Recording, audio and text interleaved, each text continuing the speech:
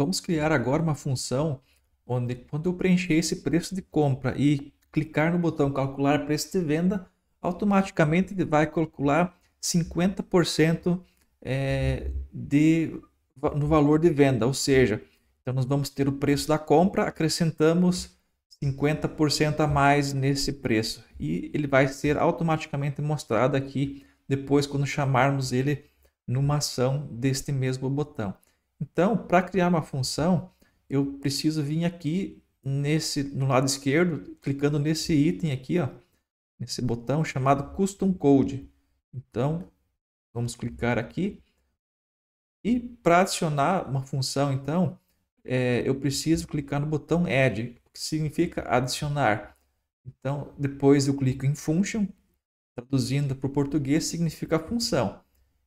Fazendo isso, o próximo passo é dar um nome para essa função, function name. Então aqui eu vou colocar calcular preço.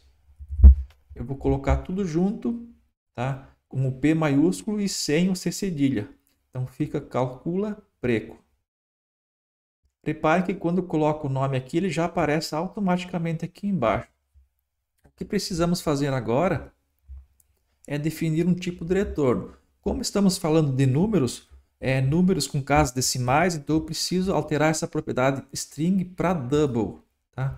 Permitindo assim casas decimais. E eu também vou desmarcar aqui a opção nullable, ou seja, para não permitir valores nulos. Também se faz necessário adicionar um argumento, ou seja, nós vamos precisar o preço de compra. Então, para fazer isso, nós vamos receber ele aqui numa variável. Então, vamos criar um argumento aqui. Nós vamos dar um nome, nós vamos chamar de preço. Pode ser preço mesmo, pode ser qualquer nome. E aqui esse valor, esse argumento, ele também vai ser do tipo double, ou seja, também vai permitir que seja um número com casas decimais.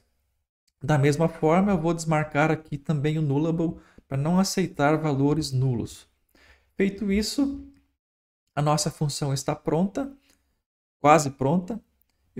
Basta agora digitar aqui o retorno dessa função, vou fazer o cálculo.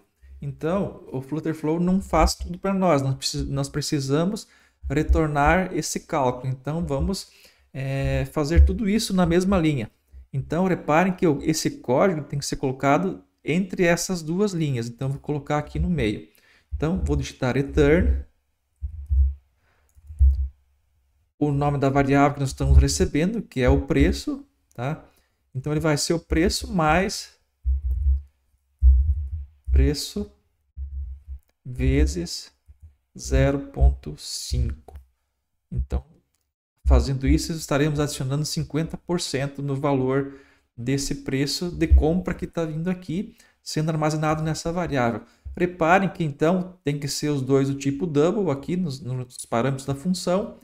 Aqui eu tenho o preço escrito como preço, tá? Tudo minúsculo. Então aqui tem que ser tudo minúsculo também. Então as variáveis precisam ser iguais. Feito isso, eu vou salvar a função.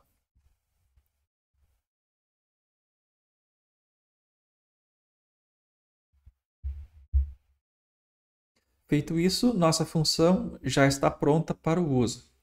Então, na próxima aula, nós vamos fazer a chamada dessa função.